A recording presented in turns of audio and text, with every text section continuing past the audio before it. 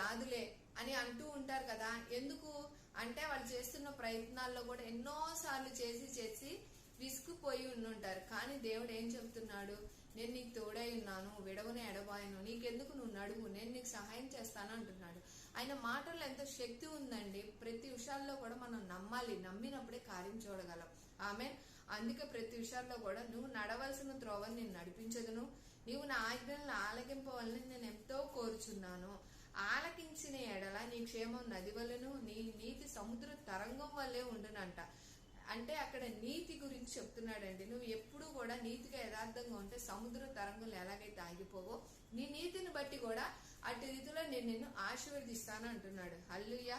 మరి ఈ మాట, దేవుడు మాటని ఎవరైతే వినటానికి ఇష్టపడుతున్నారో, మరి ముఖ్యంగా అన్ని విషయాల్లో కూడా, ఉద్యోగం, వ్యాపారంలో, గర్భఫలం లేనివారు, అంటే వివాహ విషయాల్లో కూడా చక్కటి భర్త రావాలి, భార్య రావాలని ఎవరికి ఉండదండి. అన్ని విషయాల్లో కూడా అర్థం చేసుకోగల భర్త రావాలి, భార్య రావాలని కోరుకుంటున్నప్పుడు ముందుగా దేవుడు ప్రేమ కలిగి ఉండాలని అడిగితే తప్పకుండా సహాయం చేస్తాడండి. ఆయన ప్రేమతో నింపబడ్డ ఏ వ్యక్తి కూడా ఎదుటి వాళ్ళని బాధ పెట్టాలని చూడరు. అందుకే కదా దేవుడు ముందుగా ఆత్మ ఫలాల్లో ఏది మొట్టమొదటి మాట ప్రేమ, తర్వాత సంతోషము, సమాధానము, దీర్ఘశాంతము, దయాళత్వం, ఇవన్నీ కూడా తర్వాత మంచితనము, విశ్వాసము, సాత్వికం, ఆశా నిగ్రహం, ఇవన్నీ ఎప్పుడు వస్తాయి? 8. మొట్టమొదటిగా ప్రేమను కలిగి ఉన్నప్పుడు. ఆ ప్రేమను కలిగి ఉంటే కర్మ 8 విషయాల్లో కూడా మనకి దేవుడు సహాయం చేస్తాడండి. ఆ ప్రేమ లేనిదే మనం ఏమి చేయలేమండి. ముందుగా మనం ఏ విషయాల్లో అయినా సరే తోటి వారి పట్ల దేవుడు ఏమని చెప్పి ఉన్నాడు, ఆయన ఆరాధించమన్నాడు. 2వ వాగ్దానం, నిన్ను వల్లే నీ పొరుగువాన్ని ప్రేమించమన్నాడు. ఏ విషయాలుగా అయినా సరే మనం ఎదుటివారి పట్ల నీతి కలిగి జీవించినట్లయితే సముద్ర తరంగం వల్లే ఎప్పుడు కూడా ఆయన ఆశీర్వాదాలు మన పట్ల ఆగకుండా నిరంతరం కొనసాగిస్తాను అంటున్నాడు. అది ఎప్పుడు ఆయన మాట విన్నట్లయితే. ఆయన మాట ఎలాగా, నీవు నా ఆజ్ఞలను ఆలకింపవలనని నేను ఎంతో కోరుచున్నాను, ఆలకించిన ఎడల నీ క్షేమం నది వలెను, నీ నీతి సముద్ర తరంగం వల్లనే ఉండును అంటున్నాడు. అంటే మనకే అన్ని విషయాల్లో కూడా నీ నీతిని బట్టి నేను ఆశీర్వదిస్తాను అంటున్నాడు. ఎవరైనా సరే ఉద్యోగంలో చేస్తే చాలా సిన్సియర్ గా చేస్తే ప్రమోషన్లు వస్తాయి, వ్యాపారం చేస్తున్నప్పుడు ఇంకా ముందుకు వెళ్తూ ఉంటారు. అన్ని విషయాల కుటుంబంలో బాధ్యత అప్పచెప్పినప్పుడు వాళ్ళు చక్కగా అన్ని చక్కగా చూసుకున్నప్పుడు ఇంకా ఎన్నో విషయాలుగా కూడా ఇంకా అప్పగించాలని పెద్దవాళ్ళు అనుకుంటూ ఉంటారు కదా పిల్లల పట్ల. అదే విధంగా మన దేవుడు కూడా మనకు ఆయన మాట విన్నట్లయితే మన పట్ల అంటే మన క్షేమం నది వల్లెను, నీతి సముద్ర తరంగం వల్లే ఉండేటట్లు ఆశీర్వదిస్తాను అంటున్నాడు. హల్లెలూయా.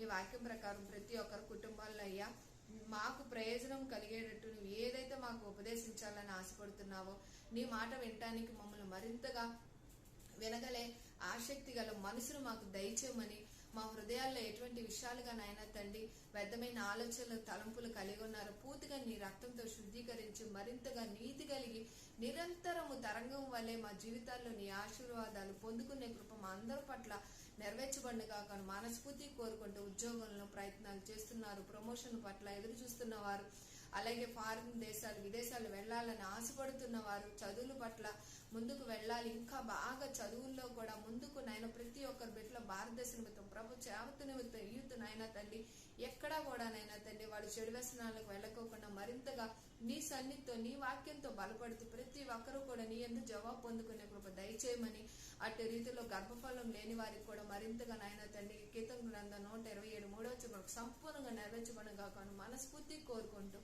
ఎటువంటి విషయాలుగా నాయన తండ్రి అధైర్యంతో భయంతో ఉన్నారు వాళ్ళందరికీ కూడా నీ ఆత్మశక్తితో సంపూర్ణంగా నింపి ప్రతి విషయాల్లో కూడా నీ సన్నిధితో మోషేని ఎలా అయితే నడిపించుకొని గొప్ప కార్యాలు జరిగించుకున్నావో మా పట్ల కూడా నీ సన్నిధితో నడిపించుకొని కృపా సన్నిధి వారు ప్రతి ఒక్కరి కుటుంబంలో కూడా నీ కృపతో మేలులతో నూరంతలుగా ఫలింపు చేసి ఇస్సాకుని ఎలాగైతే ఆశీర్వదించావు, యేసేపుని ఎలాగైతే ప్రధానమంత్రిగా చేసావో, ఎస్తేరుని ఎలాగైతే నాయన తండ్రి 121 దేశాలకి రాణిగా నాయన తండ్రి నిలబెట్టుకున్నావు, ప్రతి ఒక్కరు కుటుంబాల్లో కూడా ఋతు గారికి 2 ఆశీర్వాదం ఎలా ఇచ్చావో మా జీవితాల్లో కూడా ప్రతి ఒక్కరు కుటుంబాల పట్ల కూడా నీ పేరు పేరున దర్శించి నీ ఆశీర్వాదాలు నూరంతలుగా ఫలం పొందుకోవాలని మనస్ఫూర్తి కోరుకుంటూ నజరేయుడైన యేసుక్రీస్తు పరిశుద్ధ నామములో అడిగి వేడుకుంటున్నాం తండ్రి.